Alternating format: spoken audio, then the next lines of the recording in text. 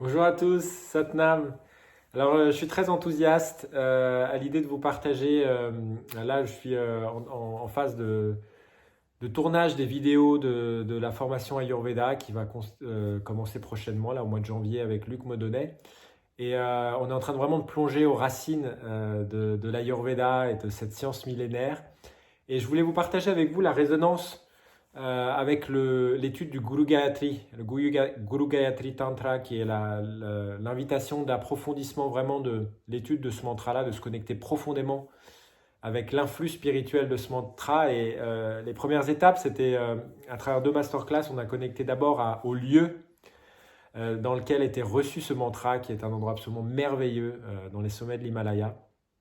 Et on vous invitera probablement l'année prochaine, enfin l'année prochaine, en 2025 plutôt, à venir aller séjourner avec nous sur ces endroits-là et méditer dans ces voilà, c'est une beauté qui a coupé le souffle, ces montagnes et ces lacs et ces glaciers. Enfin, c'est absolument voilà, c'est hallucinant de beauté, de majesté. Et la deuxième masterclass, on a connecté à la personne Rishi Dusht Daman. Rishi Dusht Daman, c'est le premier rishi, le sage, on pourrait dire, le yogi, qui a entendu le mantra Gobinde, Mukande, Udare, Apare, Haryan, Karyan, Nirname, Akame. Et il a été le premier à le recevoir. Et il y a une résonance évidemment avec voilà, qui il était, cet endroit de la planète spécifiquement, parce que voilà, hein, il y a toujours une résonance entre une personne, un lieu, un alignement des planètes qui fait que voilà, ces sons qui viennent des profondeurs de la psyché, qui viennent des profondeurs de la résonance avec le vivant, émergent. Et ce mantra est particulièrement intéressant dans le contexte de l'Ayurveda parce qu'en fait, l'Ayurveda dans son essence, hein, pour ceux qui ne savent pas, l'Ayurveda c'est vraiment c'est la médecine traditionnelle, on va pouvoir dire, de l'Inde, qui nous descend des Védas et justement des rishis, c'est-à-dire des êtres éclairés qui ont reconnu les interactions, les résonances entre macrocosme et microcosme. Et le kriya qu'on a pratiqué dans la deuxième masterclass pour connecter à Rishi Dujaman, c'était un kriya que lui-même, c'est des exercices qu'il a lui-même maîtrisés et nous sont transmis à travers cette géométrie du corps, de la respiration et des mantras qui nous mettent vraiment dans cette résonance avec les lois du vivant. Et le mantra Gobinde Mukande, le Guru Gayatri Mantra, c'est un mantra qui est vraiment fondateur, essentiel dans la tradition du Kundalini Yoga parce qu'il vient nous amener le raffinement de notre conscience dans la perception des cinq euh, euh, sous-divisions, on pourrait dire, de Vata Dosha, c'est-à-dire les cinq vents, les cinq souffles qui gouvernent toutes les activités dans notre corps. Hein. Donc Vata, le Vata Dosha, c'est on appelle le Maha Dosha. C'est-à-dire c'est le grand dosha, c'est celui qui va contrôler, en fait, initier toutes les autres dynamiques. Donc après la dynamique de Pitta, qui va être la dynamique de transformation, la dynamique du feu, liée aussi au mouvement de l'eau et du feu, on va avoir tous les mécanismes enzymatiques, le processus de transformation, tous les processus digestifs. Et ensuite, on va avoir Kapha dosha, qui va être la force, on pourrait dire anabolique, qui va vraiment nous nourrir, venir constituer, structurer notre organisme dans la terre et nous donner la forme visible qu'on a dans le monde, notre corps vraiment physique. Et Vata Dosha est particulièrement intéressant parce que c'est lui qui va initier le mouvement des autres Vayus et des autres doshas. Et lui, il est lui-même constitué de cinq parties qu'on pourrait appeler les divisions, les cinq directions du souffle, les cinq qualités du souffle. Et ce qui est très intéressant, c'est que le Guru Gayatri nous amène par le yoga du son de manière très simple à travers le mouvement du prana dans la bouche, le mouvement de l'énergie dans la bouche, par l'interaction de la langue et du palais, à connecter à ces différentes qualités de souffle.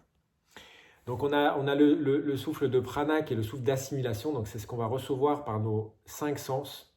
Le prana, c'est ce qui vient à nous, c'est l'influx, donc évidemment par la nourriture, par l'oxygène, c'est tout ce qui va venir nous nourrir, toutes les impressions qui viennent de l'extérieur vers l'intérieur. Ça, c'est le premier souffle. Et le deuxième souffle qui lui est opposé, c'est le souffle d'apana, c'est-à-dire ce qui va aller de l'intérieur vers l'extérieur, et particulièrement ce qui va nous amener le souffle vers le bas, c'est ce qui nous ramène à la terre à travers les moments où on va à la selle, le fait d'uriner, etc. C'est tout ce qu'on va éliminer, c'est-à-dire ce qui n'a pas été nécessaire dans le processus nutritif, dans le processus de digestion, va être éliminé par apana, le souffle descendant. Et ces deux souffles vont créer une polarité, en fait, une polarité, la polarité positive de prana qui nous nourrit, et la polarité négative de prana qui élimine, qui évacue ce qui n'a pas besoin de rester dans notre corps. Donc ça, c'est la première polarité. Après, on a une deuxième polarité entre prana, samana et vyana. Samana, c'est la force centripète et vyana, la force centrifuge. Donc on a deux respirations. On a une respiration comme ça et on a une respiration comme ça. D'accord? Donc et le mantra va nous amener dans la conscience fine de ces différentes respirations qui vont ouvrir différents axes de circulation de l'énergie dans le corps. Et dans la dynamique samana, on a la dynamique de concentration. Donc c'est ce qui va nous permettre de concentrer, de contenir l'énergie de la réaction pour qu'il y ait une réaction chimique, une réaction enzymatique, une réaction digestive, une réaction de transformation qui puisse se faire. Il faut que l'espace soit suffisamment contenu et qu'il y ait une forme de pression. D'accord?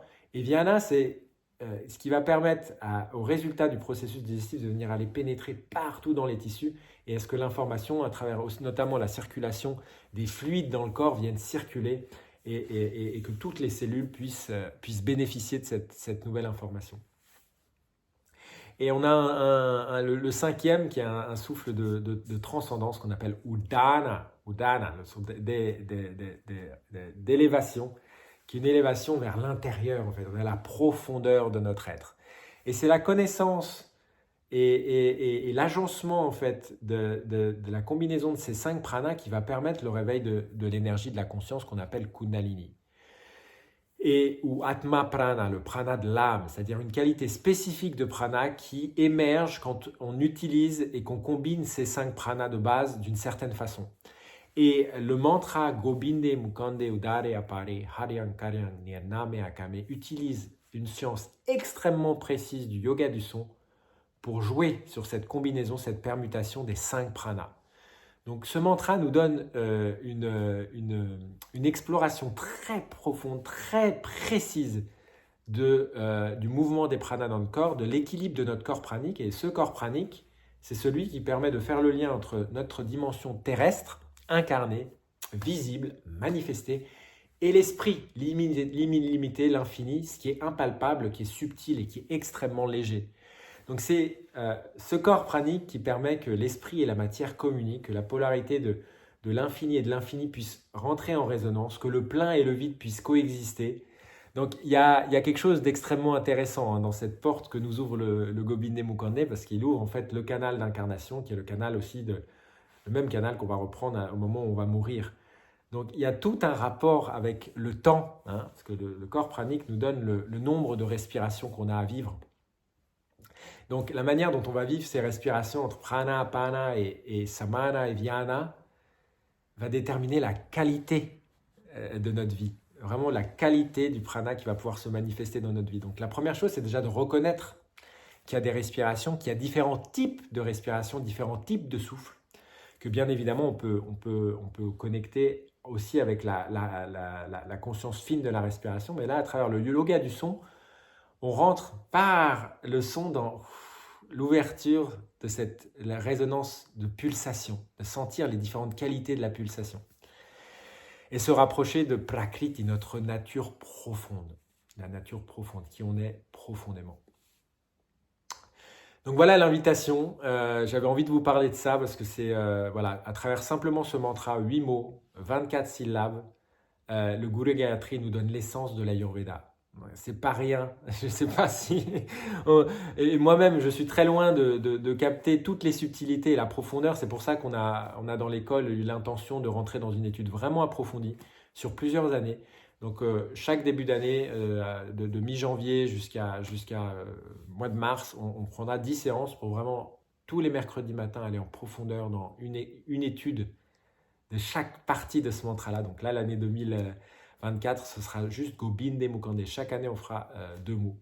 Donc, particulièrement l'année prochaine, l'expérience du corps pranique va être extrêmement importante parce que c'est une année 8, 2024, 2 plus 2 plus 4. On a vraiment ce 8 qui est le chiffre, l'expression numérologique du corps pranique, hein, le macrocosme, microcosme, macrocosme, microcosme, qui était la maîtrise en fait de Rishidush Daman. Il avait la maîtrise de cette résonance, cette reconnaissance totale de la résonance entre macrocosme et microcosme. Akal, ce qui est au-delà du temps, complètement au-delà du cycle des habitudes, au-delà du cycle de ce qu'on connaît, au-delà de ce qui est manifesté, l'éternité, Akal, ce qui est au-delà du temps, au-delà de l'espace, Murat. Elle a quand même une forme, il se représente dans le temps et dans l'espace. Ça, c'est notre corps. Akal, Murat, les deux coexistent. Ça, c'est la vertu d'un corps pranique qui est équilibré, c'est qu'on vit complètement ici, mais on sait qu'on vient d'ailleurs. Et cet ailleurs, qui est notre maison profonde, qui est en fait notre véritable nature, n'est jamais affecté par le jeu des trois gunas, le jeu du monde manifesté. Donc Akal Murat, c'est cette capacité d'être complètement là, dans ce qu'on est en train de vivre, et en même temps de réaliser que notre maison, elle n'est pas localisée dans notre vie matérielle, dans nos attachements, qu'ils soient humains, qu'ils soient matériels, etc. Et notre véritable maison, c'est notre conscience, la conscience pure. Donc il y a cette possibilité de vivre complètement le monde manifesté, de jouir de la création, de jouir de cette expérience terrestre, d'utiliser nos organes d'essence pour explorer au maximum tout ce qu'il y a à explorer de cette vie terrestre, mais de ne jamais perdre conscience avec la nature immuable de notre conscience. Donc voilà, il y a cette notion dans Akal Murat, de cette danse du corps pranique, de complètement jouir de la vie et en même temps de ne pas se perdre dans la vie. Et c'est ça la maîtrise du prana. Ce qu'on appelle la maîtrise du prana, c'est que tout ce qui rentre par les cinq sens, donc pranavayu, peut être source de nourriture ou peut être source de poison. C'est soit un élixir, soit c'est un nectar, l'amrit, soit c'est un poison. Et ça dépend de la polarisation de mon mental. Donc, l'idée de ce Guru Gayatri Mantra, de cette exploration de ce mantra, c'est qu'il nous amène au-delà de la polarisation. C'est bien, c'est mal, j'aime pas, pour prendre les choses telles qu'elles sont. Et quand on les prend pour ce qu'elles sont amrit. Et les objets d'essence peuvent être source de nourriture, alors là, ou sinon, les objets d'essence nous prennent toute notre énergie. C'est ça qu'on appelle la gestion de la vitalité. C'est que si je peux me nourrir de tout ce que je perçois, j'augmente ma vitalité, même en étant actif. Alors qu'à l'inverse, si je suis distrait, si mon mental et mon corps pranique partent avec l'objet d'essence, mais je ne suis plus à la maison. Vous voyez, cette notion de conscience. Donc il y a vraiment une exploration qui est extrêmement riche avec le Guru Gayatri. J'avais juste envie de vous poser, ça fait déjà longtemps que je parle, quelques mots à ce sujet-là. Bientôt sur le site internet, on a un nouveau site internet qui va sortir et qui présentera le programme pour l'an prochain. Donc il y a vraiment l'exploration de regagner profondément notre vitalité, de voir comment on peut se nourrir d'essence et rentrer profondément dans cette perception du corps pranique. Très en joie d'explorer ça avec vous. Merci pour votre écoute. Satnam.